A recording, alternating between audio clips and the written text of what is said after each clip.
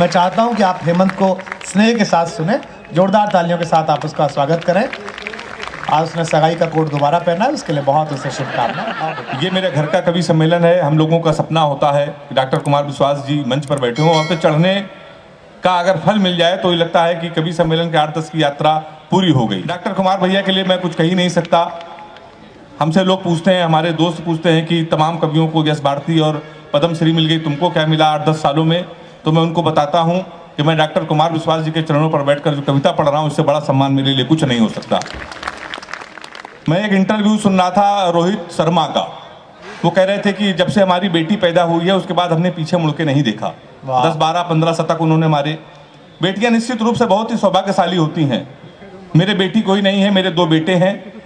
दादा मैं आपको बता रहा हूँ, वो भी बहुत ही सौभाग्यशाली और बहुत लकी है मेरे लिए। मेरा एक बेटा 6 साल का है, एक बेटा मेरा 6 महीने का है।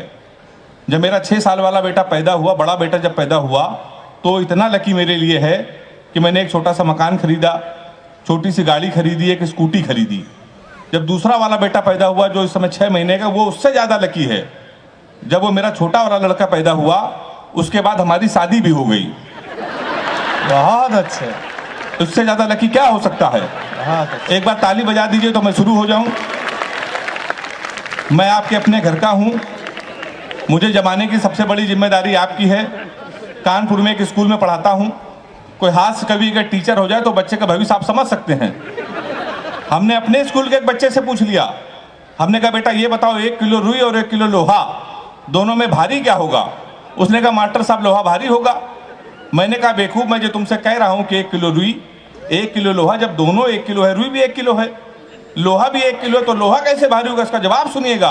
उसने कहा मास्टर साहब आप हमको 1 किलो रुई फेंक के मारिए। हम आपको 1 किलो लोहा फेंक के मारते हैं। तालियां अभी भी कमजोर है आपकी। बहुत अच्छे। तो आप जान जाएंगे क्या भारी होगा। हमने दूसरा क्वेश्चन पूछा। हमने कहा हिंदुस्तान में सबसे तेज उड़ने वाले पंछी का क्या नाम है? उसने जवाब दिया हाथी। हमने खड़े हो जाओ तुम्हारे बाप क्या करते हैं? उसने कहा दाऊद के गिरोह में शूटर हैं। हमने कहा बैठ जाओ, हाथी सही जवाब। बहुत अच्छे। तो मास्टर भी बड़े होशियार होते हैं आजकल के। मैं आपको बता दूं, हमारे प्रधानमंत्री जी ने पूरे हिंदुस्तान में सफाई अभियान छेड़ रखा है। सफाई अभियान की शुरुआत हमारे कानपुर में भी हुई। हमारे एक विधायक जी ने एक वृक्ष लगाया, एक पौधा, उसको आधे घंटे बाद बकरे ने खा लिया। शाम को विधायक जी ने उस बकरे को खा लिया। तो मैं उसी कानपुर का हूं साहब। दादा कुमार विश्वास जी हमसे पूछ रहे थे कि यार ये वीर रस के कवि इस कवि सम्मेलन में क्यों नहीं है? तो मैंने दादा को बताया, जब इतने वीर लोग खुद ही भारत में हैं और सबसे ज्यादा वीर लोग तो कानपुर में हैं, तो क्या जरूरत है वीर रस के कवियों को बुलाने की? आपको सच्ची घटना बता रहा हूं। 1 महीने पहले कानपुर के एक हमारे व्यक्ति विजयनगर में रहते हैं, यादव जी, वो हमारे पास आ गए। कहने लगे हम जा रहे हैं डिस्कवरी चैनल। हमने कहा वहां क्या करोगे? कहने लगे हमको शेर से मुलाकात करनी है। जब मोदी जी शेर से बात कर सकते हैं, शेर के कान में बात कर सकते हैं, उनकी फोटो वायरल हो सकती है, तो मैं तो कानपुर का हूं, तो क्या मैं नहीं जा सकता? तो हमने उनका भाई साहब आप क्यों जाओगे, आप नहीं जा सकते हो? कहने लगे नहीं हमको जाना है, पूरी क्वार्टर हमारी जेब में पड़ी है। हमको टोकने की जरूरत मत करो। और आपको सच्ची बात बता रहा हूं कि वो व्यक्ति, वो यादव जी डिस्कवरी चैनल गए और उन्होंने फोटो 2 दिन बाद डाली, शेर के कान में वो बात कर रहे थे। सही बता रहा हूं, बिल्कुल सच्ची घटना। 15 मार्च को उनकी याद में कवि सम्मेलन है। कुमार भैया संचालन। ताली अभी भी कमजोर है आपकी। तो इतने वीर लोग हैं कानपुर में।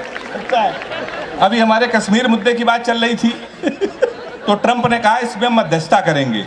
तो हमने कहा हमारे मोदी जी इस काम के लिए हैं, तो आपको क्या जरूरत है? आप क्यों मध्यस्थता करोगे कश्मीर के लिए?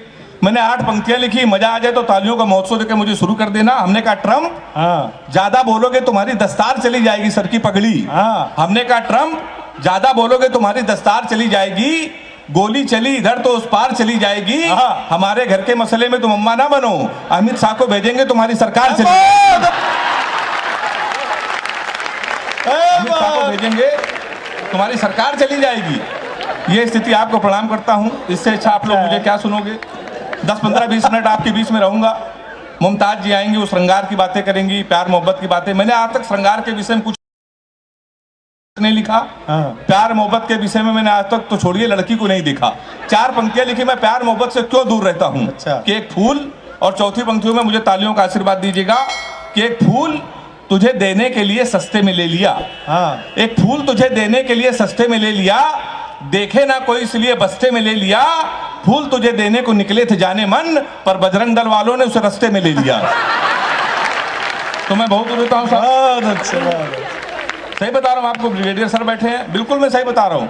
मैंने आज तक प्यार मोहब्बत कभी नहीं किया। हाँ। अच्छा, प्यार मोहब्बत छोड़िए, हमने किसी लड़की का आज तक गौर से देखा तक नहीं। अच्छा। लड़कियों की बीमारी होती है, बीमारी सही हो तो नौजवान हाथ उठा के मेरा समर्थन करना। लड़कियों की बीमारी होती है, किसी लड़की का आप गौर से देख लो तो कहेंगी देखो कैसे कुत्ते की तरह देख रहा है, ना देखो तो कहेंगी कुत्ता देख भी नहीं रहा है। तो मैं साहब बहुत दूर रहता हूँ प्यार मोहब्बत से। अच्छा, प्यार मोहब्बत तो छोड़िए, हम लोग तो हाथ से कभी हम लोगों को सीरियस नहीं लेता। हम लोगों को शादी बहुत मुश्किल में होती है। हमारे तमाम रिश्ते आए, पता चला लड़का हाथ से कभी रिश्ते वहीं से लौट गए, कोई सीरियस लेता ही नहीं है। एक रिश्ता हमारे आया, लड़की की माँ ने हमारी माँ से पूछा लड़का क्या करता है। हमारी माँ ने कहा कवि है। बोले उनके पिताजी क्या करते हैं। बोले वो भी कवि। बोले उनके पिताजी। बोले वो भी कवि। बोली क्या घर में कोई इंसान नहीं है। रिश्ता लौट गया। 1 महीने बाद फिर एक रिश्ता आया, फिर लड़की की माँ ने पूछा लड़का क्या करता। हमारी माँ ने कहा कवि। उन्होंने कहा शादी मंजूर। अच्छा, कवि के नाम से कई रिश्ते लौट गए थे, हमारी माँ ने कहा मंजूर क्यों। वो बोली जोड़ी बहुत अच्छी रहेगी, आपका लड़का कवि, हमारी लड़की पागल है। तो तमाम रिश्ते हमारे लौट गए। लेकिन आपको बता दूं, कुमार भैया, एक दिन हमारी शादी तय हो गई थी। अच्छा। आज के 10 साल पहले। हाँ। लेकिन हो नहीं पाई थी उस समय। हमारी जब शादी तय हुई तो हमारे पिताजी ने कहा बेटा कि लड़की हमने पसंद कर ली है, हमको और तुमको साथ में चलना है लड़की को देखने। तो हमने कहा पिताजी ठीक है, शादी वैसे भी नहीं हो रही, आप चलिए लड़की को देख लीजिए। हाँ। फिर उनका अचानक फोन आया कि बेटा हमको ऑफिस में काम आ गया है, तुम अकेले जाओ लड़की को देख आओ। अच्छा। और पहली बार जा रहे हो, खाली हाथ मत जाना, कुछ लेके चले जाना।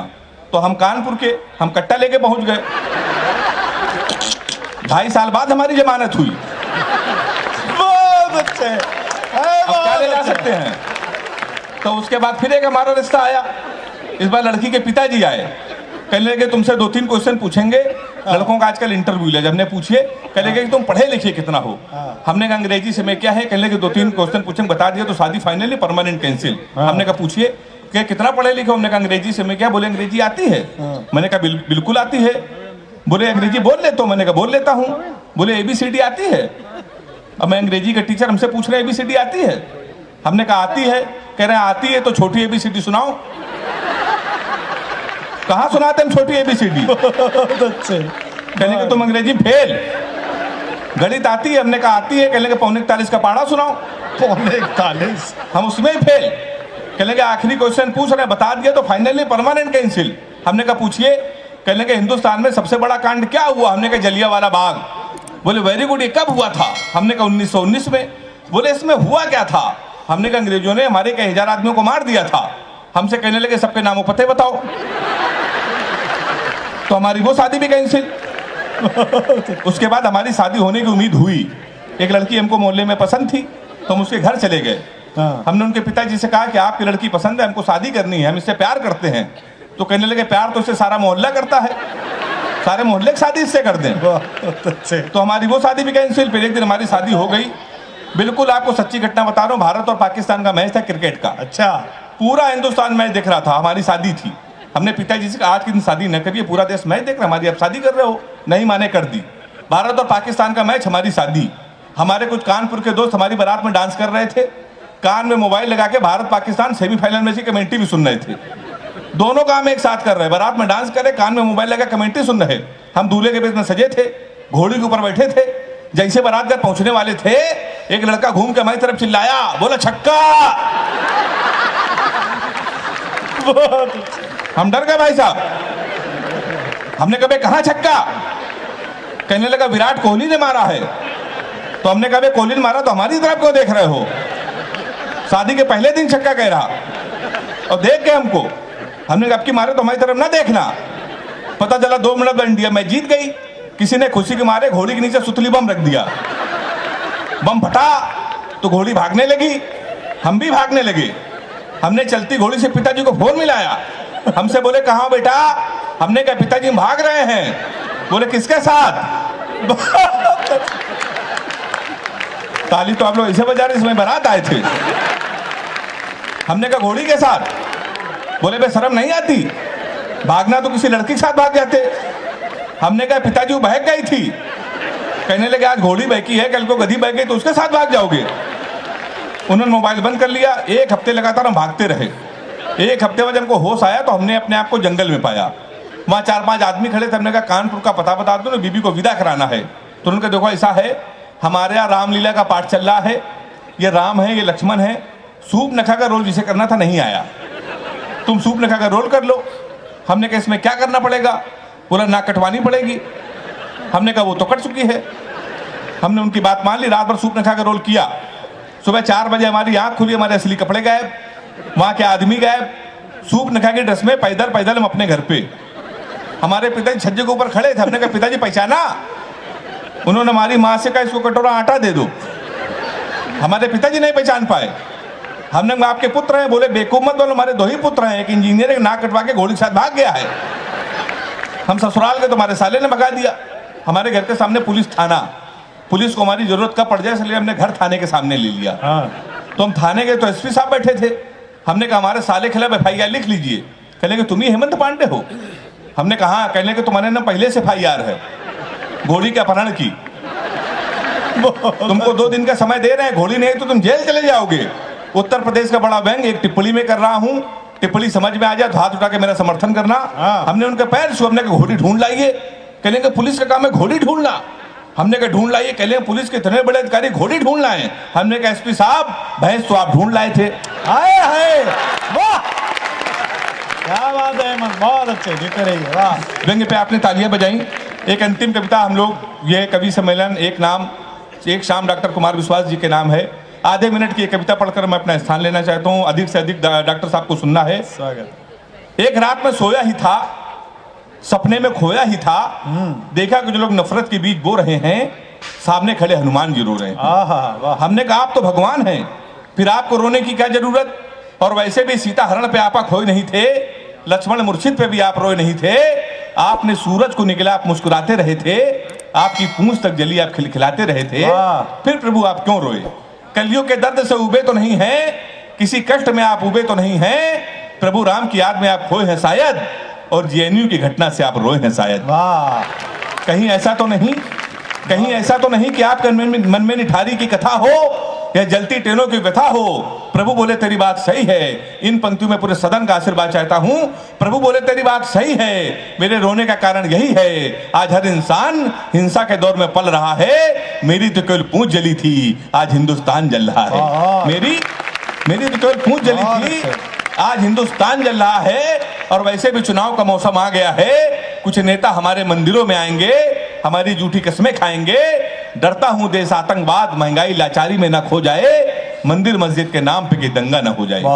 क्योंकि जो प्यार को सींचते थे कसाई हो गए, कल तक भाई भाई थे दंगाई हो गए। यदि एक भी बेकसूर का खून धर्म के नाम पे बहा, तो मैं चैन की नींद कैसे सोऊंगा? अभी तक तेरे सपने में रोया था, फिर हकीकत में रोऊंगा। बहुत अच्छा, बहुत अच्छा।